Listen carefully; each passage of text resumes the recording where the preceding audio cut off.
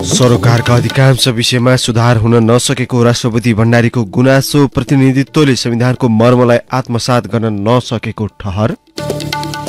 नेपालमा संसदीय समितिको प्रभावकारितालाई लिएर सधैँजसो प्रश्न चिन्ह खडा, प्रतिनिधि सभाका नयाँ विषयगत समिति गठन हुनै बाँकी। साना ऋणीलाई राष्ट्र ब्याङ्कको राहत, भाका नागेको 1 महिनासम्म कर्जा भुक्तानी भए ब्याङ्क वित्तीय संस्थाले हर्जना र ब्याज लिन नपाउने। रुसले आफ्ना ऊर्जा केन्द्रहरूमा निरन्तर क्षेप्यास्त्र प्रहार गरिरहेको युक्रेनको भनाई, विद्युत आपूर्ति बन्द हुँदा सर्वसाधारणलाई समस्या। र आइसिसी महिला टी20 विश्वकप क्रिकेटमा श्रीलङ्का विजयी, आयोजक दक्षिण अफ्रिका 3 रनले पराजित। नमस्कार, कान्तिपुर डायरीका साथमा साथी रमेश र म अनिल। समाचार अब विस्तारमा। राष्ट्रपति विद्यादेवी भण्डारीले आफ्ना 2 कार्यकालमा मुलुकका सबैजसो सरकारका विषयमा सुधार हुन नसकेको भन्दै संसदमा गुनासो राख्नु भएको छ।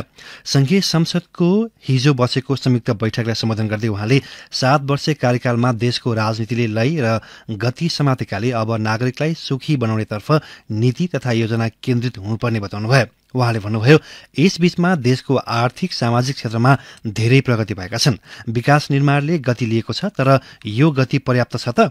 हरेक नागरिकको विकास र समृद्धिको आकांक्षा पूरा गर्न गरेको प्रयासले सार्थकता पाएको छ त? यी प्रश्नहरूको जवाफलाई केन्द्रमा राखेर अबका हाम्रा काम कारबाही अगाडि बढाउनुपर्छ। राष्ट्रपति भण्डारीले 2 कार्यकाल पूरा गरेर 1 महिनापछि बाहिरिँदै हुनुहुन्छ। 2072 असोज 3 मा संविधान जारी भएपछि उहाँ दोस्रो राष्ट्रपतिका रूपमा निर्वाचित हुनुभएको थियो। 2074 मा निर्वाचनपछि बनेको संसदले पनि उहाँलाई दोस्रो कार्यकालमा निरन्तरता दिएको थियो। उहाँको पछिल्लो 5 वर्ष कार्यकाल आगामी फागुन 28 मा सकिँदैछ। बैठकलाई सम्बोधन गर्दै उहाँले आफ्ना 2 कार्यकालमा गरेका कामको समीक्षा र सरकारले गर्न नसकेका विषयमा असन्तुष्टि पोख्नु भएको छ।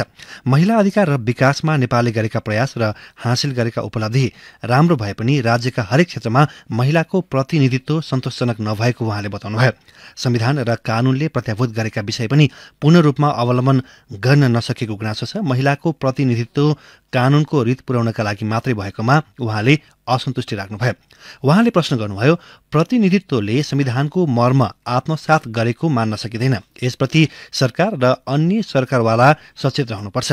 विद्यालय शिक्षामा छात्रको उपस्थिति बढे पनि पढाइ पूरा गरेको छ वा छैन, महिला स्वास्थ्यमा गरिएको लगानी पर्याप्त छ वा छैन, किन अहिले पनि दुर्गम क्षेत्रमा सुत्केरी हुन नसकेर वा सुत्केरी भएपछि सामान्य उपचार अभावमा अकालमा ज्यान गुमाउनु पर्ने अवस्था छ, किन अहिले पनि महिलाहरू कुरीतिको शिकार भइरहेका छन्। मुलुकको आर्थिक अवस्था जटिल मोडमा पुगेकोमा पनि उहाँले चिन्ता दर्शाउनुभयो। सम्बोधनको क्रममा उहाँले वार्षिक नीति तथा कार्यक्रम जस्तै हरेक क्षेत्रलाई समेटेर कमजोरी र सुधारको बाटो औल्याउनुभयो। सुशासनको प्रत्याभूत गराउन र आम नागरिकमा राज्यको अनुभूति दिलाउन नसकेको उहाँको भनाइ छ। पूर्वाधार क्षेत्रका आयोजना कार्यान्वयनको गति अत्यन्त सुस्त र गुणस्तरहीन भएकोमा पनि उहाँले असन्तुष्टि व्यक्त गर्नुभयो। राष्ट्रपतिको सवारी व्यवस्थित गर्ने नाममा सरकारले सधैँ सडक अवरोध गर्दै आएको छ, जबकि कुनै पनि विशिष्टको सुरक्षाका लागि आवागमन ठप्प बनाउने कानून र कार्यविधि छैन। व्यस्त सडक घण्टौंसम्म खाली गराउँदा विद्यालयका बालबालिका, बिरामी, कर्मचारी र सर्वसाधारणले सधैँ शास्ति खेप्नु परेको छ। सहज सवारी चलाउन पटक पटक जनस्तरबाट माग हुने गरे पनि सुरक्षा निकाले भने व्यवस्था गर्दै आएका छन्।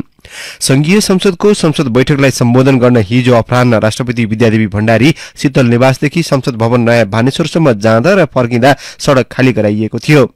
नागरिकलाई दुवै सडकका पेटीबाट वार पार गर्न पनि रोक लगाइएको थियो। रिसल्ला सहितको सवारीमा राष्ट्रपति गाडीमा हुनुहुन्थ्यो, तर उहाँको गाडी बग्गीको पछि भएकाले यात्रा दिक्क लाग्दो गरी सुस्त बनेको थियो। विशिष्ट व्यक्तिको सुरक्षा कार्यविधि 2077 अनुसार राजकीय भ्रमण, संसदको बजेट अधिवेशन, संयुक्त संसदको पहिलो बैठक, विदेशी राष्ट्र प्रमुख र सरकार प्रमुखको निमन्त्रणामा हुने विदेश भ्रमण, नेपाल सरकारले तोकेको अन्य भ्रमण अति विशिष्ट सवारी छन्। कार्यविधिमा भनिएको छ, अति विशिष्ट सवारीका बेला सडकमा समन्वय गरेर सुरक्षा व्यवस्थापन मिलाइनेछ।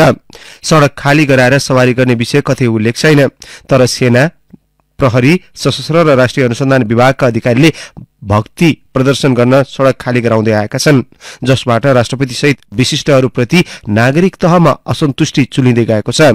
तर जनताबाट निर्वाचित विशिष्ट भने जनविरोधको वास्ता नगरी राजा महाराजा जस्तै रमाउँदै आएका छन्। राष्ट्रपतिको सवारीमा निकट र भित्री सुरक्षा सेनाबाट, मध्य सुरक्षामा सेना र प्रहरीबाट तथा बाहिरी सुरक्षामा निशानबाज सेना खटाइएको हुन्छ। शीघ्र कारबाही टोली भनेर सेना र सशस्त्रलाई खटाइएको हुन्छ भने बाटो नियन्त्रणमा प्रहरी र सशस्त्र तैनात रहेका हुन्छन्। राष्ट्रपति लगायत अति विशिष्टको सवारीबाट सड़कमा अनावश्यक चाप नपरोस् भनेर केही वर्ष अघि विकल्पमा बहस भए पनि सुधारको सुरुवात भएको छैन। नेपाल प्रहरीका पूर्व एआईजी प्रद्युम्न कार्की व्यस्त सड़क बन्द गराएर नागरिकलाई बाटो हिँड्नै नदिने र हिँड्न खोज्नेलाई लाठी प्रहार गर्ने प्रवृत्ति गलत भएको बताउनुहुन्छ।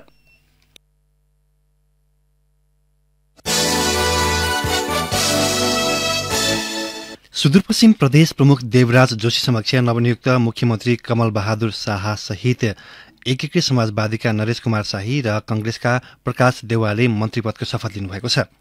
बिहिबार मुख्यमन्त्री नियुक्त शाहले हिजो कार्यविभाजन गर्नुभएको हो। शाहीलाई आर्थिक मामिला र देउवालाई भौतिक पूर्वाधार मन्त्री नियुक्त गरिएको हो। तर शपथ लिएसँगै विश्वासको मतको चेपुवामा शाह पनि पर्ने देखिएको छ। चुनाव ताका आफ्नो नेतृत्वको सत्ता गठबन्धन टुट्दा केन्द्रदेखि प्रदेशसम्मका सबै सरकार गुमाएपछि निराश भएको कंग्रेस सुदूरपश्चिममा भने 1 महिनामै सत्ता नेतृत्वमा फर्कन सफलता भयो। तर 30 दिनभित्र विश्वासको मत प्राप्त गर्न नसके शाह पनि पदमुक्त हुनुहुनेछ। विश्वासको मतका लागि 27 सांसदको आवश्यकता रहेको प्रदेशसभामा कंग्रेसका 19 सांसद छन्। 4 सांसद रहेको एकीकृत समाजवादीलाई पनि महत्वपूर्ण मन्त्रालयको जिम्मेवारी दिएर सरकारको सहयात्री बनाइसकिएको छ। त्यति हुँदा पनि कंग्रेस नेतृत्वको सरकार टिकिरहन अन्य 4 सांसदको साथ जुटाउनु पर्ने खाँचो छ। यस्तो अवस्थामा कंग्रेस र नेकपा यसले नागरिक उन्मुक्ति र माओवादीको साथ खोज्ने छनक देखाएका छन्। माओवादी संसदीय दलका नेता खगराज भट्टले आफ्नो दल प्रमुख प्रतिपक्षीको भूमिकामा बस्ने बताइसक्नु भएको छ। माओवादीसँग सभामुख बाहेक 10 सांसद छन्। नागरिक उन्मुक्तिका सांसदहरूसँग प्रदेश तहमा कुनै छलफल छैन। उन्मुक्तिसँग 7 सांसद छन्। कंग्रेस सांसद मेघराज खड्काले भन्नुभयो, माओवादी र उन्मुक्तिसँग अहिलेको सरकारलाई समर्थनका लागि समान रूपमा छलफल हुन्छ। विश्वासको मत प्राप्त हुन्छ होला भन्ने लाग्छ। तत्काल अनिश्चयको अवस्था देखेपछि अहिलेको सरकारले विश्वासको मत प्राप्त गर्नु विकल्प नभएको कतिपय सांसद बताउँछन्। आफ्नो पार्टीका समर्थक रेशम चौधरीको रिहाईको मागलाई मुख्य बटम लाइन बनाएको उन्मुक्तिले आगामी दिनमा कस्तो निर्णय लेला भन्ने यकिन छैन। सरकार प्रदेशको भए पनि सबै निर्णय केन्द्र तहमै भइरहेका छन्। हिजो मन्त्री परिषद विस्तार गर्ने क्रममा पनि प्रदेश संसदीय दलको पनि भूमिका देखिएन। भौतिक पूर्वाधार मन्त्रीमा नियुक्त देउवा कंग्रेस सभापति देउवाका आफ्नै भतिजा हुन्। सुदूरपश्चिममा भएको सत्ता फेरबदललाई धेरैले राष्ट्रपतिको निर्वाचनपछि पुरानै गठबन्धन बिउतिने पूर्वाभ्यासका रूपमा पनि अर्थाएका छन्।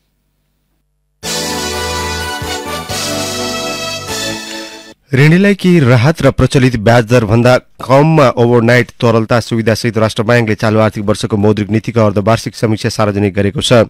हिजो सार्वजनिक समीक्षामा तोकिएको भाका नागेको 1 महिनाभित्र ऋणीले सावा ब्याज भुक्तानी गरे ब्याङ्कले हर्जना ब्याज लिन नपाउने 2 करोड रुपियाँसम्मको कर्जा एक पटकका लागि पुनर्संरचना र पुनर्तालिकीकरण गर्न पाइने 7% ब्याज दरमा ओभरनाइट तरलता सुविधा उपलब्ध लगायत ब्याज व्यवस्था राष्ट्र ब्याङ्कले गरेको हो।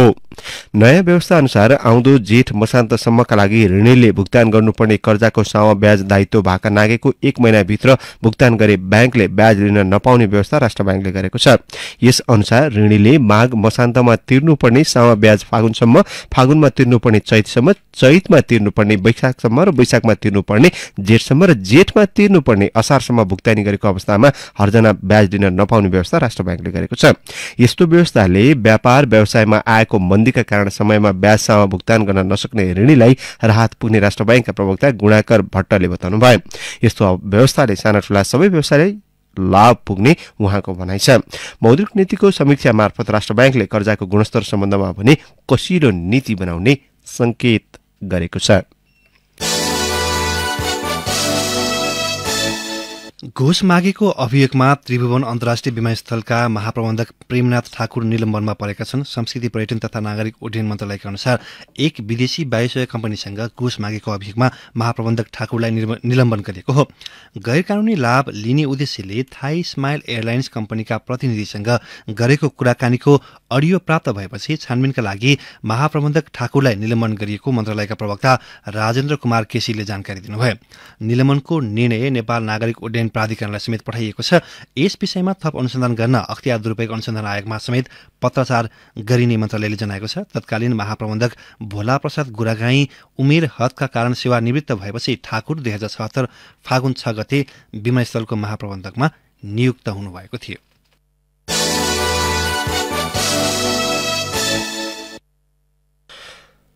पुनर्दयको उद्देश्यका साथ विवेकशील साझा पार्टीको पहिलो महाधिवेशन हिजो राजधानीमा शुरू भएको छ। आजसम्म चल्ने महाधिवेशनले पार्टीको पुरानो छविलाई पूर्ववत अवस्थामा फर्काउन नीति र नेतृत्व छनौट गर्ने तयारी गरेको छ।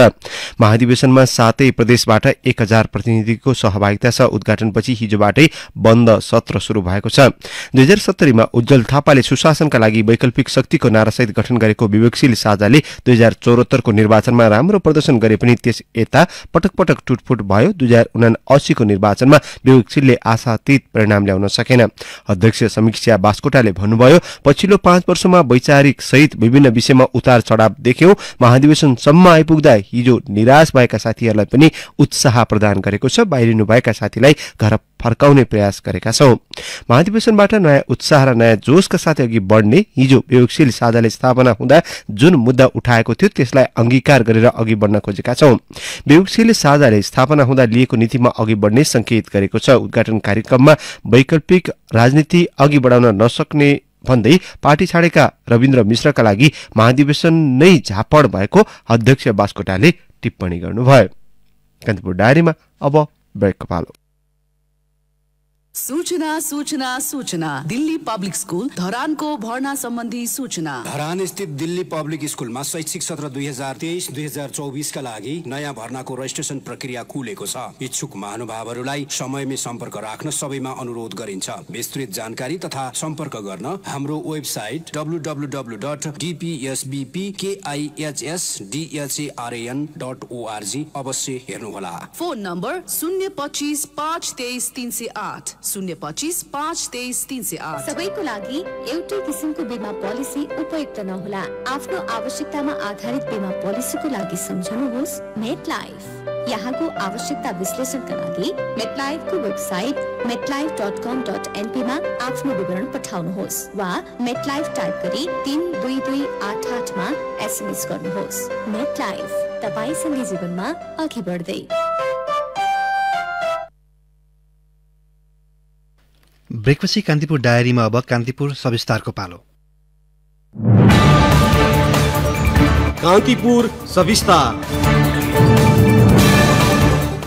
प्रतिनिधि सभा नियमावली 2016 मा पहिलो पटक संसदीय समितिको परिकल्पना गरिएको थियो। सदनको दैनिक कार्य सञ्चालनमा सहयोग पुर्याउन जनप्रतिनिधिलाई प्रत्यक्ष र अप्रत्यक्ष रूपमा संलग्न गराउने उद्देश्यले संसदीय समितिको परिकल्पना गरिएको पाइन्छ। कानून बनाउने, संसदीय अनुगमन गर्ने र संसदीय सुनवाईमा समितिहरूको भूमिका महत्वपूर्ण मानिन्छ। तर पछिल्लो समय समितिको प्रभावकारितामाथि भने विभिन्न प्रश्न उठ्न थालेका छन्। समितिका निर्णयको अवज्ञा, बैठकमा सदस्य र शीर्ष नेताकै कम उपस्थितिले समितिलाई साख जगाउनै कठिन बनेको विश्लेषण भइरहेको छ। नयाँ निर्वाचनबाट गठित प्रतिनिधि सभाका विषयगत समिति गठन हुन बाँकी नै छ। संसदको अघिल्लो कार्यकालको समाप्तिपछि नयाँ निर्वाचन भएसँगै गठित प्रतिनिधि सभाका 12 समिति गठन हुन सकेका छैनन्।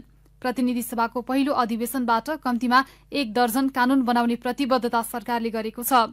सरकारले संसदलाई बिजनेस दिनुभन्दा पहिला समितिले पूर्णता पाउनुपर्छ। तर प्रतिनिधि सभा नियमावली नबनी समितिहरूले पूर्णता पाउँदैनन्। गत माघ 10 मा बसेको प्रतिनिधि सभाले नियमावली संशोधनको प्रक्रिया अघि बढाएको छ। मस्यौदा समितिले 2 हप्ताको समय लिएर तयार पारेको नियमावलीमाथि छलफल गरिरहेको छ। केही दिनमा संशोधित नियमावली संसदमा पेश गरिँदैछ। अघिल्लो प्रतिनिधि सभामा संसदको विकास तथा प्रविधि समितिमा सभापतिको जिम्मेवारी वहन गरेकी कल्याणी कुमारी खड्का संसदीय समिति देखिएका समस्या सच्याउँदै अब ध्यान दिनुपर्ने बताउँछिन्। बजेट विनियोजन चाहिँ अब संसदले हैन समितिमा घनीभूत छलफल गरेर संसदले पास गर्नुपर्ने बजेट विनियोजन हुन्छ मन्त्रालयबाट। अनि मन्त्रालयले कति दिन्छ र अनि त्यसपछि अनुगमन गरेर जाने भन्ने खालको कन्डिसन बनेको छ। त्यो सभापतिले सभामुखसँग अनुमति लिइकन इमिडिएट चाहिँ अनुगमन गर्न जाने परिस्थिति बनाउनु पर्छ। एउटा कानून बनाउने कुरामा पनि संसदबाट उत्पत्ति भइदिएको कानून अनि मात्रै अब कानून आयोग छ, कानून आयोगलाई कानून बनाउन नदिने अनि सरकारले बनाउने नियम कानून पनि आफै वर्कआउट गर्ने। अर्को समितिमा विज्ञहरू राख्ने, समितिलाई विज्ञहरू बोलाउन पाउने, तर उनीहरूको समय किन्नु पर्यो। आर्थिक व्यवस्थापन चाहिँ सरकारसँग मागेर गर्नुपर्ने, यो त भएन। प्रतिनिधि सभामा हाल अर्थ समिति, अन्तर्राष्ट्रिय सम्बन्ध समिति, उद्योग तथा वाणिज्य र श्रम तथा उपभोक्ता हित समिति सहित 12 वटै समिति पदाधिकारी विहीन छन्। संशोधित नियमावलीले समितिको संख्या थपघट गर्न सक्ने भए पनि यसपटक समितिको संख्या यथावत राखिने भएको छ। इतिहासलाई हेर्ने हो भने नेपालको पहिलो संसदमा 6 वटा समिति थिए। त्यसबेला परामर्शदात्री समिति, प्रवर समिति, निवेदन पत्र समिति, सार्वजनिक लेखा समिति, अनुगमन समिति र विशेषाधिकार समितिको व्यवस्था गरेको थियो। संसद विघटनसँगै 3 दशकसम्म निर्दलीय पञ्चायती व्यवस्था कायम रह्यो। 2046 सालमा बहुदलीय प्रजातन्त्र पुनर्स्थापनापछि 2048 सालमा भएको आम निर्वाचन पश्चात प्रतिनिधि सभातर्फ 7 वटा समिति गठन गरिएको थियो। 2051 असार 29 गते मुलुक मध्यावधि निर्वाचनमा गए पश्चात गठित सभाले अघिल्लो पटक भन्दा 2 वटा थपेर 9 वटा विशेषका समिति बनाइयो। वातावरण संरक्षण समिति र कानून, न्याय तथा संसदीय व्यवस्था समिति थपियो। 2056 वैशाख 20 र जेठ 3 गते 2 चरणको अर्को आम निर्वाचन पछिको प्रतिनिधि सभाले भने समिति गठनमा कुनै फेरबदल गरेन।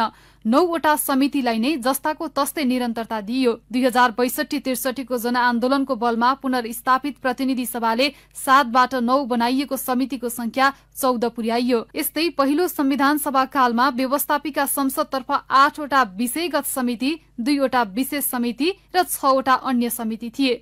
दोस्रो संविधान सभा कालमा 11 विषयगत र सुनवाई विशेष समिति सहित 12 समिति थिए। संविधान जारी पश्चात 2074 मक्सिर 10 र 21 गते 2 चरणमा सम्पन्न निर्वाचन पश्चात गठित प्रतिनिधि सभामा 12 समिति छन्। नेपालको पहिलो संसददेखि हालसम्म सबै संसदमा संसदीय समिति क्रियाशील रहेका छन्। समय क्रममा सक्रियता र भूमिकाका आधारमा विभिन्न कालखण्डमा प्रभावशाली देखिएका संसदीय समितिको पछिल्लो काम कारबाही खासै प्रभावकारी हुन नसकेको टिप्पणी हुन थालेको छ। अघिल्लो प्रतिनिधि सभा संसदीय समितिको समीक्षा गर्दै संविधानविद खिमलाल देवकोटा, जसरी अब समितिहरू सक्रिय हुनुपर्ने हो, गतिशील हुनुपर्ने हो, त्यो चाहिँ हुन सकेनन् है। अब त्यसको लागि चाहिँ विभिन्न कारणहरू पनि हुन सक्लान्। अब त्यो बेला अब नेपाल कम्युनिस्ट पार्टीभित्रको एकतादेखि लिएर विघटनका कुराहरू प्रभाव पनि निश्चित रूपमा सरकारदेखि लिएर होइन संसदीय समितिमा पर्यो। र कतिपय समितिहरूको अब सभापति पनि कमजोर भयो भन्ने खालको गुनासो पनि देखियो है, त्यो अनुभूति पनि गरियो। सरकारवाला विशेष गरी मन्त्रालयसँग र अन्य सम्बन्धित निकायहरूसँग जसरी सहकार्य गर्न सक्थ्यो, समन्वय गर्न सक्थे, निर्देशन दिनु पर्थ्यो, गरेनन्। पहिलो संविधान सभा कालमा राज्य व्यवस्था समितिले गरेको सुडान घोटाला सम्बन्धी छानबिन, त्यसको प्रतिवेदनले राज्य संयन्त्रमा पारेको प्रभावका कारण सो प्रतिवेदनलाई अहिलेसम्मकै उल्लेख्य मानिन्छ। सुडान प्रकरणमा नेपाल प्रहरीका 3 जना पूर्व महानिरीक्षक सहित उच्च अधिकृतहरूको संलग्नतामा ठूलो अनियमितता भएको भनी सो समितिको अध्ययन प्रतिवेदनले विस्तृत तथ्यहरू बाहिर ल्याएपछि त्यसले ठूलो तरंग ल्याएको थियो। तर 2065 यता पछिल्ला समितिका काम कारबाहीले त्यो उचाइ लिन सकेका छैनन्, न त ठूला प्रकरणमा छानबिन नै गर्न सकेको छ। यस्तै संसदका समितिले समसामयिक विषय तथा विवादमा छलफल तथा छानबिन गरी सम्बन्धित मन्त्रालय तथा निकायलाई दिने निर्देशन पनि कतिपय अवस्थामा कार्यान्वयन भएको पाइएको छ भने कैयौं निर्देशन सरकारले उपेक्षा गरेको देखिन्छ। समितिले निर्देशन दिँदै जाने तर मन्त्रालय र सम्बन्धित निकायले सो निर्देशनको व्यवस्था गर्दै जाँदा समितिका निर्देशन केका लागि भन्ने अर्को प्रश्न उब्जिएको छ। त्यसैगरी संसदीय समितिका निर्देशनहरू बाध्यकारी हुन् कि होइनन् त भन्ने बहस पनि हुने गरेको छ। संसदीय समितिको पछिल्लो अभ्यासलाई हेर्ने हो भने स्वार्थ जोडिएका विषयमा सांसदको उपस्थितिको विषयले बढी चर्चा पाएको छ। संसदीय समितिमा स्वार्थ बाजिने व्यक्तिको उपस्थिति र आफू अनुकूल नीति निर्माणमा खुलमखुला लभिङ गर्ने र निर्णय प्रक्रियामा हावी हुने प्रवृत्ति ठूलो समस्या हो। सोही प्रवृत्तिलाई मध्यनजर गर्दै प्रतिनिधि सभा नियमावली संशोधन मस्यौदाले समितिमा स्वार्थ बाजिने खालका व्यक्तिलाई नराख्ने प्रस्ताव अघि सारेको छ। संशोधित प्रतिनिधि सभा नियमावलीमा के समेटिँदैछ त? प्रतिनिधि सभा नियमावली संशोधन मस्यौदा समितिका सदस्य लीलानाथ श्रेष्ठ, हाम्रो संख्या बढ्दैन होइन, समितिको आइडेन्टिटी स्वार्थ बाजिएकोहरूलाई राख्नु हुँदैन। पहिला जस्तो त्यो चोलेन्द्र शमशेरलाई लम्ब्याउने काम गरे नि चोलेन्द्र शमशेरको मुद्दा, त्यसलाई चाहिँ सर्टेन म्याद तोकेर त्यो हामीले त्यसलाई फाइनल गर्ने भन्ने एउटा त्यसतर्फ पनि गएको छ। अर्को कुरा भनेको हामीले तपाईँको यो मान्नेहरू हुन्छ नि, फरारवाला केस छ नि, तिनीहरू फरार रहेको अवधिमा तलबहरू चाहिँ दिनु हुँदैन भन्नेतिर पनि गए। संसदीय समितिमा शीर्ष नेताको उपस्थितिले पनि समितिको प्रभावकारिताबारे धेरै थोरै बोल्छ। तर विगतलाई हेर्दा प्रमुख दलका शीर्ष नेताहरूले संसदीय समितिलाई खासै महत्व दिएको पाइँदैन।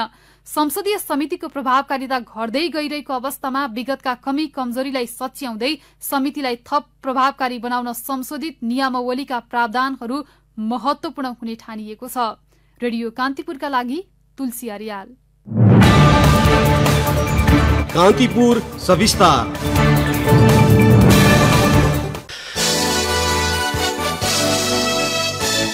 सातदलीय गठबन्धनभित्र आन्तरिक किचलो बढ्न थालेपछि उच्चस्तरीय राजनीतिक संयन्त्रका संयोजक केपी शर्मा ओलीले आन्तरिक छलफललाई तीव्र बनाउनु भएको छ। हिजो बिहान बसेको उच्चस्तरीय समितिको बैठकमा सत्तारूढ जनता समाजवादी पार्टी जसपा, नागरिक उन्मुक्ति पार्टी र जनमत उपस्थित नभएपछि संयोजक ओलीले सरकार बाहिरका दलसँग आन्तरिक छलफल पनि अघि बढाउनु भएको हो। राष्ट्रिय स्वतन्त्र पार्टी सरकारबाट बाहिरिएसँगै गठबन्धन थप दबावमा परेको छ। हिजो बिहान उच्चस्तरीय समिति बैठकमा राष्ट्रिय स्वतन्त्र पार्टीलाई सरकारमा ल्याउने, मन्त्रीमण्डललाई पूर्णता दिने र राष्ट्रपतिमा गठबन्धनका तर्फबाट साझा उम्मेद्वार तयार गर्ने विषयमा छलफल भए पनि निष्कर्षमा पुग्न नसकिएको नेताहरूको भनाइ छ। बैठकमा सत्तारूढ 3 दल नै उपस्थित नभएपछि अध्यक्ष ओलीले लोकतान्त्रिक समाजवादीका अध्यक्ष महन्त ठाकुर लगायतका नेताहरूसँग हिजो छलफल गर्नुभएको थियो। हिजो अपराह्न अध्यक्ष ओली र अध्यक्ष ठाकुर बीच भएको छलफलमा राष्ट्रपति निर्वाचन लगायतका विषयमा छलफल भएको लोकसभाका प्रवक्ता केशव झाले बताउनुभयो। फौजदारी अपराधको आरोपमा पक्राउ परी पूर्वपक्षका लागि थुनामा गएका सांसदलाई निलम्बन नगर्ने विषयमा प्रतिनिधि सभाको नियमावली मस्यौदा समितिमा सहमति जुटेको छ। समितिको हिजोको बैठकमा अदालतले दोषी ठहर नगरेसम्म सांसदलाई निलम्बन नगर्ने विषयमा सहमति जुटेको हो।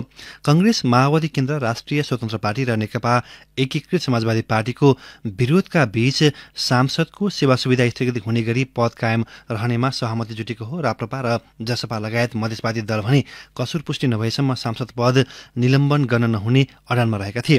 कांग्रेस, माओवादी र एकीकृत समाजवादीका सांसदले निलम्बनको व्यवस्था नराख्ने हो भने सांसदलाई कानून लाग्दैन, सर्वसाधारणलाई मात्रै लाग्छ भन्ने सन्देश जाने बताएका थिए। मस्यौदामा जुटेको सहमति अनुसार नियमावली संसदबाट पारित भएमा पूर्वपक्षमा थुनामा गएका सांसदले पनि संसदको लोगो लगाउन पाउनेछन्। कान्तिपुर डायरीमा अब आर्थिक प्रसंग। नेपाल विद्युत प्राधिकरणले नदी प्रवाहमा आधारित जलविद्युत आयोजनामा थप 1500 मेगावाटसम्मको विद्युत खरिद सम्झौता पीपीए गर्ने भएको छ। उपप्रधान एवं ऊर्जा, जलस्रोत तथा सिंचाई मन्त्री राजेन्द्र प्रसाद लिङदेनको अध्यक्षतामा बसेको प्राधिकरण सञ्चालक समितिको बैठकले ग्रिड आबद्ध सम्झौतामा मितिको रोल क्रमका आधारमा आरओआर प्रकृतिका आयोजनामा 1500 मेगावाटसम्मको पीपीए गर्ने निर्णय गरेको हो। आरओआर आयोजनाका लागि करिब 4 वर्षदेखि पीपीए बन्द थियो। आयोजनाहरूको विद्युत टेक और पे सिद्धान्तका आधारमा खरिद गरिने प्राधिकरणले जनाएको छ। ऊर्जा मन्त्रालयले 2075 वैशाखमा ऊर्जा, जलस्रोत तथा सिंचाई क्षेत्रको वर्तमान अवस्था र भावी मार्गचित्र श्वेतपत्र जारी गरेको थियो। दीर्घकालीन रूपमा आन्तरिक उत्पादनसँगै विद्युतमा आत्मनिर्भर हुने उद्देश्यले आगामी 10 वर्षमा उत्पादन गरिने 15,000 मेगावाटको लक्ष्यलाई आधार मानी विद्युत आयोजनाहरूको उत्पादन सम्मिश्रण तय गरिएको थियो। 15,000 मेगावाटमा जलाशययुक्त तथा पम्प स्टोरेज 30 देखि 35%, पीक आवरमा कम्तीमा 30% लगायत अनुपात कायम गरी टेक और पे सिद्धान्तका आधारमा विद्युत खरिद सम्झौता गर्ने व्यवस्था मिलाइने श्वेतपत्रमा उल्लेख थियो। सप्तरीको राजविराज स्थित एनआईसी एसिया बैंकको शाखाबाट फर्जी कागजातका आधारमा 2 करोड 80 लाख रुपियाँ ऋण प्रवाह भएको खुलेको छ। अर्काको जग्गा आफ्नोमा रहेको भन्दै फर्जी लालपूर्जा, फर्जी रोक्का र फर्जी लिखितका आधारमा सो बैंकबाट राजविराज नगरपालिका 9 घर भएका आसमा खातुन प्रोप्राइटर रहेको एएस ट्रेडर्स एन्ड सप्लायर्सका नाममा गत मंगलबार 2 करोड 80 लाख रुपियाँ ऋण प्रवाह भएको हो। एनआईसी एसिया बैंक राजविराजका प्रबन्धक सन्तोष यादवले फर्जी कागजातकै आधारमा 2 करोड 80 लाख ऋण प्रवाह भएको स्वीकारेका छन्। कान्तिपुर दैनिकलाई प्राप्त प्रमाण अनुसार ऋण प्रवाह भएको company as traders and suppliers यही माघ 9 मा घरेलु तथा साना उद्योग कार्यालयमा सप्तरी राजविराजमा दर्ता भएको देखिन्छ। खातुन प्रोप्राइटर रहेको सो सप्लायर्सलाई बैंकले ऋण दिँदा उनकी सासू बसिरन खातुनको नाममा रहेको 10 कट्ठा 5 धुर जग्गा धितोमा राखेको छ, तर सो जग्गा बसिरनका नाममा नभई अर्कै व्यक्तिको नाममा रहेको पाइएको छ। अब अन्तर्राष्ट्रिय प्रसंग रुसले आफ्ना ऊर्जा केन्द्रमा ठूलो संख्यामा क्षेप्यास्त्र प्रहार गरेको युक्रेनले जनाएको छ। रुसले प्रहार गरेका 71 मध्ये 61 क्षेप्यास्त्रलाई निस्तेज समेत पारिएको युक्रेनी भनाइलाई उद्धृत गर्दै समाचार संस्था रोयटर्सले उल्लेख गरेको छ। रुसले राजधानी कीव, डोनेट्स्क सहित विभिन्न 6 स्थानका ऊर्जा केन्द्रमा क्षेप्यास्त्र प्रहार गरेको ऊर्जा मन्त्री जर्मन गैलुसेचेले जानकारी दिनुभयो। युक्रेनी राष्ट्रपति व्लादिमिर जेलेन्स्कीले युरोपेली मुलुकका राजधानीमा भ्रमण तय गरेसँगै सो आक्रमण भएको अन्तर्राष्ट्रिय सञ्चार माध्यमले उल्लेख गरेका छन्। रुसले भौतिक पूर्वाधारलाई लक्षित गर्दै पछिल्लो समय ऊर्जा केन्द्रहरूमा पटक पटक क्षेप्यास्त्र प्रहार गरिरहेको युक्रेनको आरोप छ।